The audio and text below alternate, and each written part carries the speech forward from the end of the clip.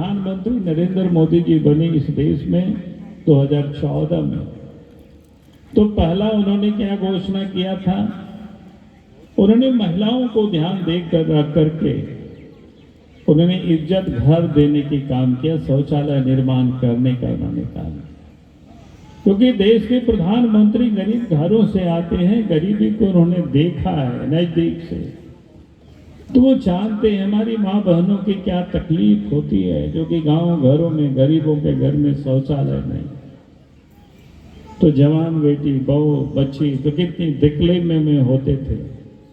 और इसलिए देश के प्रधानमंत्री नरेंद्र मोदी जी ने पहला संकल्प, उसकी लोगों ने बड़े हंसी उड़ाई, मजाक भी लोगों ने उड़ाया, लेकिन देश के प्रधानमंत्री उसकी चिंता नहीं की, क्योंकि उनको चिंता थी इस देश की मां बहनों की चिंता थी।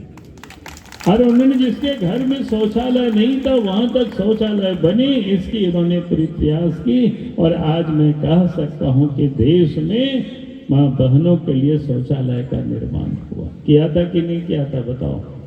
देश के प्रधानमंत्री ने गरीबों की इस बात की उन्होंने चिंता की। और इतना ही नहीं, अभी तो आपको बता रहे थे कि देश के प्रधानमंत्री नरेंद्र मोदी जी ने इस देश की जो महिलाओं को विधानसभा में, लोकसभा में 33% यानी 33% सीट हमारी मां बहनों के लिए उन्होंने रिजर्वेशन किया। और ये भारतवर्ष में उसी काम को देश के प्रधानमंत्री ने किया कि भारतवर्ष भूल गए थे, उसको भुलाने की कोशिश हो रही थी, जबकि भारतवर्ष में नारी की पूजा, मां बहनों की पूजा आज से नहीं सदियों से चली आ रही है। और शासन की सत्ता में भी आप देखेंगे, क्या कहते हैं, शक्ति के जो उपासक है,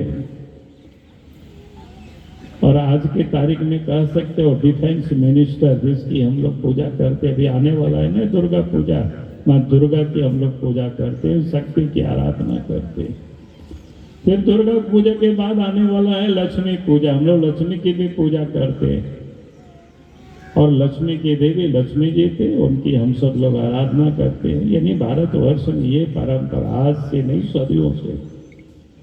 ज्ञान की देवी यानी शिक्षा की जो देवी आजाद की देश की, आज भी हमारे क्या कहते हैं वित्त मंत्री कौन है जानते हैं ना, सीतारमन जी, वो भी महिला है।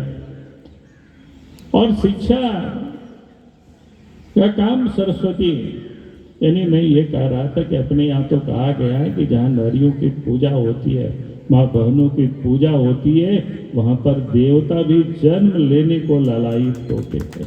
ये भारत भूमि है। और देश के प्रधानमंत्री नरेंद्र मोदी जी ने कल लोकसभा से महिलाओं के लिए 33% रिजर्वेशन सीटें रहेगी लोकसभा और विधानसभा में, इसके बिल भी पारित हुआ। बड़ी बात है कि नहीं आप महिला बहनों के लिए। और उसके साथ साथ आज तो राज्यसभा में बहस चल रहा है, मैं विश्वास के साथ कह सकता हूं वहां भी पारित हो जाएगा। तो अब इस देश के लोकसभा में और राज्यों के विधानसभा में 33% हमारी मां बहनें विधायक होंगे और सांसद होंगे। तो ये काम कौन किया? नरेंद्र मोदी जी ने कर रहे हैं। तो इसलिए हमने कहा कि उसके नाम से एक बार जोर से ताली बजा दीजिए आप सब लोग। हम यही निवेदन करें, यही अपील करें।